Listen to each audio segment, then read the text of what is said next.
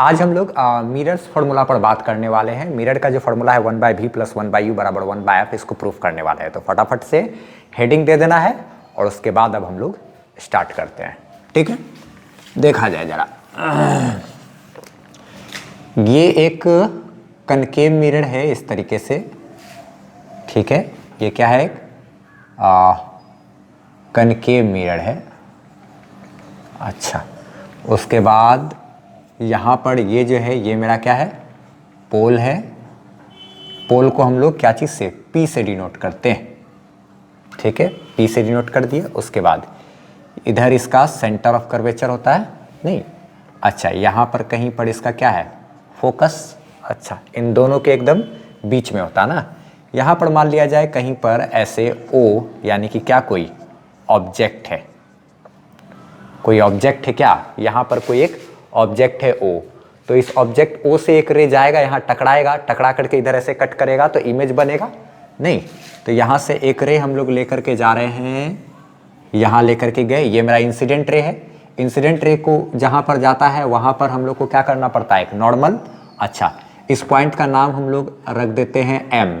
Mirror पर ये point है, ठीक है, M रख दिए। हम लोग को अगर नॉर्मल खींचना है तो क्या करना पड़ेगा? इसको एक सेंटर से मिलाना पड़ेगा, तो ये रेडियस बनेगा। यही रेडियस मेरा क्या हो जाता है? कर्व सरफेस पे परपेंडिकुलर होता है। कर्व सरफेस पर परपेंडिकुलर होता है, तो ये मेरा क्या हो गया? नॉर्मल। ये एंगल ऑफ इंसिडेंस है थीटा, तो इधर एंगल ऑफ रिफ्लेक्शन भी होगा। अच्छा, और यहाँ पर आकर के क्या इस तरीके से आई, यानी कि ये मेरा क्या? इमेज बन गया। ठीक है, यहाँ पर ये फोकस है। ये क्या है? रिफ्लेक्टेड रे है। ये भी एंगल ऑफ क्या होगा? थीटा। इसका भी वैल्यू क्या होगा? थीटा होगा। ये angle of incidence theta, angle of reflection भी थीटा, दोनों क्या रहेगा? है सेम। अच्छा, ठीक है। उसके बाद और भी हम लोग को कुछ कंस्ट्रक्शन वगैरह सब कुछ करना है, हम लोग उस पर भी बात करेंगे। इस एंगल को मान लेना है अल्फा। ठीक, इस एंगल को मान लेते हैं बीटा, इस एंगल को मान लेते हैं क्या? गामा। ठीक है, और उसके बाद हम लोग डेरिवेशन करेंगे। ये डेरिवेशन 12th के मद्देनजर उतना ज़्यादा इंपॉर्टेंट नहीं है, 10th वगैरह का चीज़ है ये। इन 12th में उतना ज़्यादा इंपॉर्टेंट नहीं है, ऐसा हमको लगता है। ठीक है, अब हम लोगों को थोड़ा बहुत कंस्ट्रक्शन करना होगा, उस कंस्ट्रक्शन पर भी हम लोग बात करेंगे। इधर से हल्का सा ऐसे मिटा लेते हैं। अच्छा, ठीक है, यहाँ से क्या करना होगा? एक कंस्ट्रक्शन के तौर पर एक परपेंडिकुलर ड्रॉ करना है। इस पॉइंट से यहाँ पर एक परपेंडिकुलर ड्रॉ करना है और इस पॉइंट का नाम रख देना है P'। और ये मानना है कि P' और P जो है वो बस एकदम करीब है या फिर दोनों एक ही जगह है। इस तरीके से हम लोग काम करेंगे। देखा जाए O से लेकर के P तक बात करें, अगर कहाँ से ये जो O है, O से लेके कहाँ तक? P तक। तो O से लेके P तक तो मेरा क्या है? ऑब्जेक्ट डिस्टेंस है। O से लेके कहाँ तक? P तक मेरा क्या है? ऑब्जेक्ट डिस्टेंस है। जब आप लोगों को लिखना है तो मिरर इस तरीके से पूरा बनाना है ना, उसके बाद लिखना। हमको जगह कमी है इसलिए हम इस तरह से कर रहे हैं। ठीक है, तो O से लेकर के P तक मेरा क्या है? ऑब्जेक्ट डिस्टेंस है। और इस OP को हम लोगों को अप्रॉक्सीमेटली इक्वल समझना है किसके? OP' के। OP और OP' को लगभग बराबर ही मानते हुए हम लोग काम करेंगे, तभी मेरा डेरिवेशन हो पाएगा। ठीक है, तो OP जो है उसको अप्रॉक्सीमेटली हम लोग इक्वल कर देंगे किसके? OP' के। और ये तो मेरा क्या है? ऑब्जेक्ट डिस्टेंस है। ऑब्जेक्ट डिस्टेंस को हम लोग क्या चीज़ से डिनोट करते हैं? U से। सेम उसी तरीके से यहाँ C से लेके P तक मेरा क्या होगा? Radius of curvature. अच्छा, CP जो है उसको अप्रॉक्सीमेटली इक्वल किसके बोलेंगे? लगभग किसके बराबर बोलेंगे? CP' के। CP' के। अच्छा, ठीक है, और ये मेरा क्या है? रेडियस ऑफ कर्वेचर ना, और इसको कैपिटल R से डिनोट करते हैं। फिर उसके बाद I से लेके P तक ये इमेज डिस्टेंस है। इमेज से पोल तक के बीच का दूरी इमेज डिस्टेंस कहलाता है, यानी कि IP जो है वो अप्रॉक्सीमेटली इक्वल टू किसके? IP' के। इस IP को IP' के लगभग बराबर समझना है और इसको क्या बोलेंगे? Image distance. ठीक है, हम लोगों को इन सब के बीच एक रिलेशन बनाना होगा, तभी काम बनेगा। ठीक है, इमेज डिस्टेंस क्या है? भी। एक बात हम लोग और जानते हैं, क्या जानते हैं?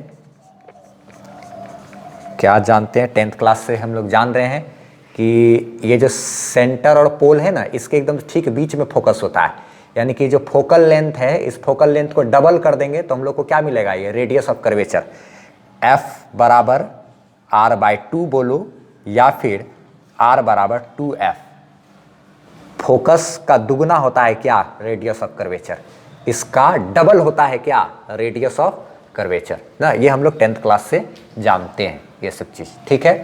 अच्छा, जैसे पाइथागोरस हम लोग जानते हैं, कहाँ से जानते हैं, 10th से ना। अच्छा ठीक है, तो ये तो बेसिक जो डाटा हुआ है इसको लिख लिए। अब आगे एक काम करेंगे, यहाँ पर देखा जाए ये एक राइट एंगल ट्रायंगल जैसा दिख रहा है ना, ये परपेंडिकुलर जैसा दिख रहा है हमको, अच्छे से कर लेते हैं इसको। ये राइट एंगल ट्रायंगल है। अब एक काम करते हैं, हम लोग को ये जो है u है, v है, r है, सब के बीच रिलेशन बनाना है ना। तो देखा जाए दिमाग लगाते हैं कि कैसे कैसे करके हम लोग आखिर ये रिलेशन बनाएंगे, ठीक है, कैसे कैसे करके ये रिलेशन बनाएंगे। तो एक काम करते हैं, पहले देखा जाए एक ट्रायंगल दिख रहा होगा o, m और p डैश। कौन सा ट्रायंगल, इन फिगर को बढ़िया से देखना है, o, m और p dash, in triangle O M और पी डैश।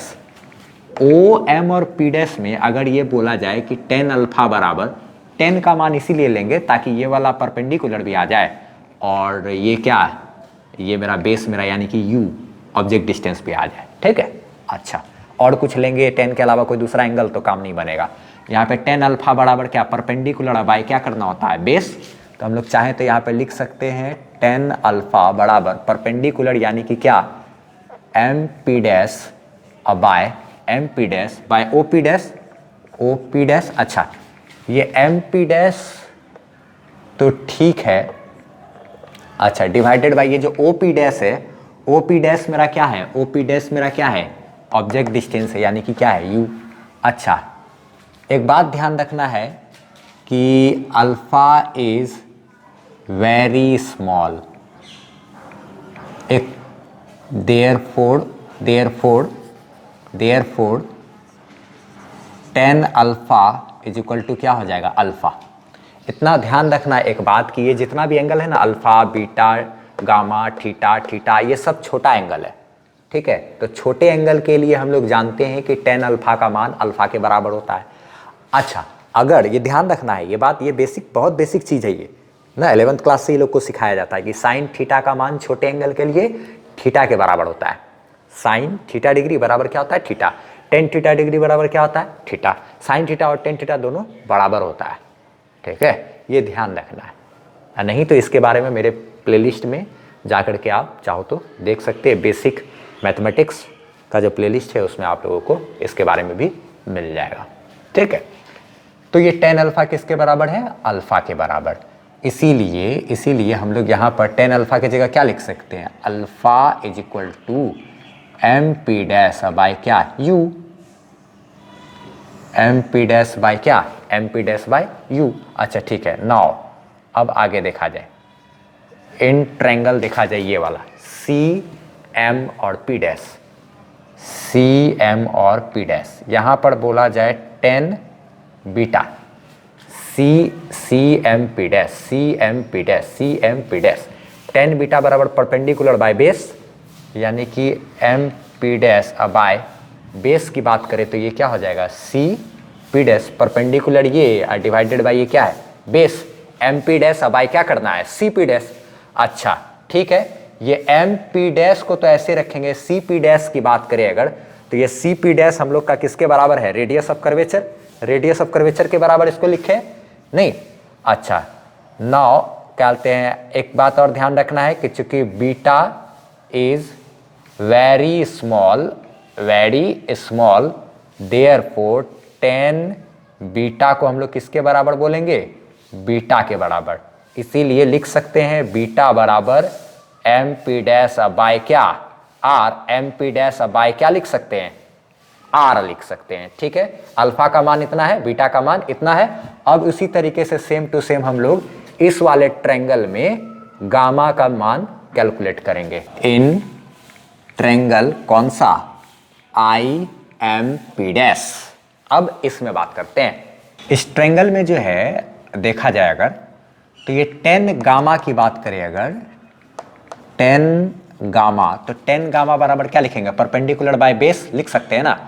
तो परपेंडिकुलर क्या हो जाएगा, एम पी डैश और डिवाइडेड बाई ये बेस क्या हो जाएगा मेरा, आई पी डैश ना।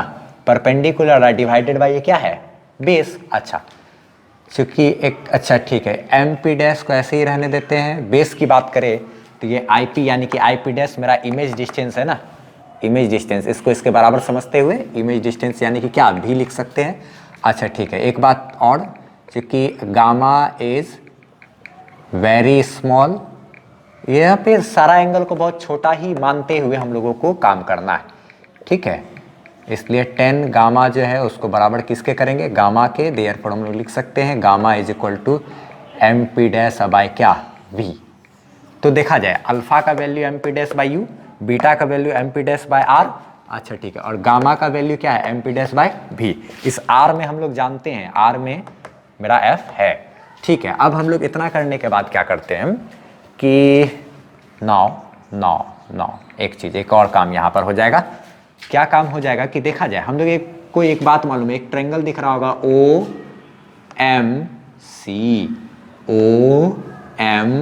सी। इस वाले ट्रायंगल में देखा जाए एक बात सब लोगों को मालूम है, क्या है मालूम, कि अगर ये जो एक ट्रायंगल है, ये क्या है, एक ट्रायंगल है इस तरीके से, तो दो इंटीरियर एंगल का सम एक एक्सटीरियर एंगल के बराबर होता है। ये जो ट्रायंगल है ना, तो दो इंटीरियर एंगल का सम अल्फा और थीटा, इंटीरियर एंगल का सम एक एक्सटीरियर एंगल के बराबर होता है। त्रिभुज के दो अंतः कोणों का योग एक बाह्य कोण के बराबर होता है ना, ये बात पढ़ा हुआ है ना। Sum of two interior angles of a triangle is equal to the exterior angle ना, तो ये बाहरी एंगल के बराबर होगा। तो इस बात को ध्यान रखते हुए हम लोगों को एक चीज यहाँ पर लिखना पड़ेगा कि अल्फा प्लस थीटा बराबर क्या, बीटा। ऐसा लिख सकते हैं फ्रॉम ट्रायंगल, कौन सा, ओ एम सी लिख सकते हैं, ओ एम सी से लिख सकते हैं अल्फा प्लस थीटा बराबर, अल्फा प्लस थीटा बराबर क्या, बीटा, ठीक। इक्वेशन इसको 1 अच्छा लिख सकते हैं। फिर उसके बाद फ्रॉम ट्रायंगल ये वाला देखा जाए, सी एम और आई, सी एम और आई, इसमें भी दो इंटीरियर एंगल का सम एक एक्सटीरियर एंगल के बराबर कर सकते हैं ना। तो लिखेंगे सी एम और आई में क्या लिख सकते हैं, बीटा प्लस थीटा बराबर क्या, गामा। ये इक्वेशन क्या हो गया, 2। तो ये दो इक्वेशन हमारे सामने आया। अब क्या करेंगे, इन दोनों इक्वेशन को हम लोग को सॉल्व करके एक रिलेशन पहले क्रिएट कर लेंगे। नाउ अब क्या करते हैं, जरा सा इक्वेशन 1 में घटा देते हैं इक्वेशन 2 को। तो जैसे ही इक्वेशन 1 में इक्वेशन 2 को घटाएंगे तो क्या होगा, अब हम लोग उस डेरिवेशन को शुरू करते हैं। कहाँ से, तो सबसे पहले इसको यहाँ से यहाँ तक लिख लेना है कंप्लीट, मिरर फार्मूला हेडिंग दे करके इसको यहाँ तक कंप्लीट लिखना है। उसके बाद क्या करना है, इसको लिखना है, फिर इसको लिखना है। अब यहाँ से लिखने के बाद क्या करना है, हम इधर वाले के टोटल को मिटाते हैं, यहाँ तक क्या करते हैं, टोटल मिटा देते हैं, और उसके बाद फिर यहाँ से डेरिवेशन को शुरू करेंगे, फिर यहीं से लिखना है, ठीक है। हाँ देखा जाए, ये दोनों इक्वेशन जो है, इन दोनों इक्वेशन को पहले घटाते हैं ना। तो जैसे इन दोनों नाउ यहाँ तक, यहाँ इसके जस्ट बाद यहाँ पर यहाँ लिखना है, ठीक है।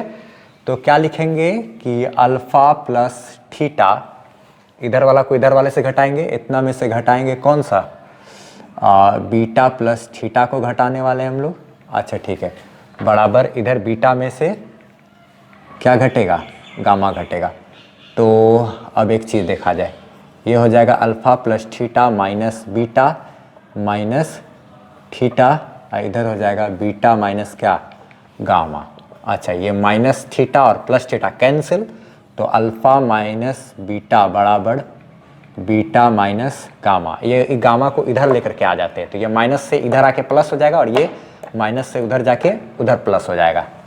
तो अल्फ़ा ये इधर लेकर के आ गए प्लस गामा, और ये यहाँ पर बीटा तो बचा हुआ था, इसको इधर लेकर के आए ना, प्लस हो गया। अब इसको उधर लेकर के जाएंगे तो ये माइनस से उधर क्या हो जाएगा, प्लस हो जाएगा। तो ये अल्फ़ा प्लस गामा बराबर 2 बीटा। अच्छा ठीक है, अब उसके बाद अल्फ़ा की बात करें अगर, तो अल्फ़ा का जो वैल्यू है अभी अभी हम लोग तुरंत निकाले थे।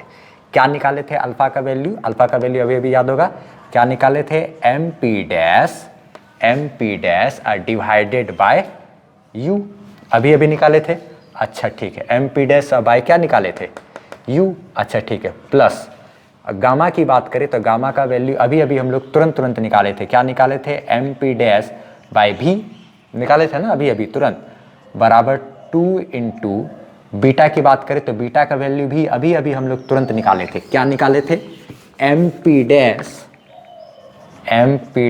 डिवाइडेड बाय आर निकाले थे कि नहीं। तो सारा चीज का अब वैल्यू पे एम पी डैश कैंसिल हो जाएगा, इन दोनों एम पी डैश को कॉमन निकाल लेते हैं, ठीक है, कॉमन निकाल लिए तो 1 बाय यू प्लस 1 बाय भी, और इधर बच गया 2 into M P dash by क्या आर, ये एम पी डैश इधर से कट जाएगा ना, अच्छा देखा जाए ऐसे लिख सकते हैं 1 बाय यू प्लस 1 बाय भी बराबर 2 एम पी डैश बाय क्या आर, और इधर तो गुना में था तो ये उधर जाके भाग में हुआ एम पी डैश, अच्छा अब ये एम पी डैश ऊपर नीचे कट जाएगा कि नहीं, काट देंगे इसको, अच्छा अगला स्टेप से अब हम नहीं लिखने वाले हैं, ठीक है, तो इसको यहाँ पर 1 बाय यू प्लस 1 बाय भी बराबर, ये देखा जाए ये क्या हो गया 2 बाय आर, ये एम पी डैश काट दिए वहाँ गायब कर दिए, अच्छा हम लोग फॉर्मूला ऐसे याद करते हैं 1 बाय भी प्लस 1 बाय यू, पहले भी लिखते हैं फिर यू लिखते हैं,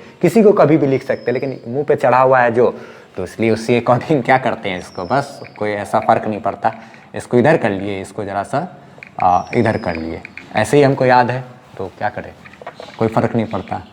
2 बाय आर की बात करें, ये तो रेडियस ऑफ कर्वेचर जो है हम लोग जानते हैं, आर बराबर क्या होता है 2f, 2 into focal length, 2 into focal length, अब ये 2 और 2 मेरा क्या हो जाएगा कैंसिल ना, तो ऐसे करके काट सकते हैं, अच्छा तो ये हो गया 1 बाय भी प्लस 1 बाय यू बराबर क्या 1 बाय एफ, यही तो है मेरा क्या मिरर्स फार्मूला ना, ये हो गया क्या मेरा प्रूफ। इसमें क्या क्या ध्यान रखना है कि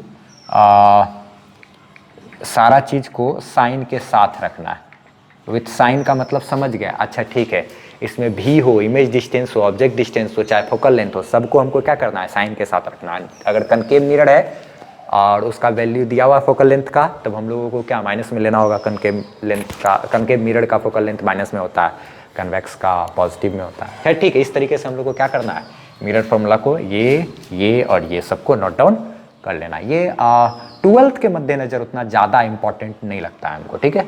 अब बस अब इसको इतना ही रहने देते हैं।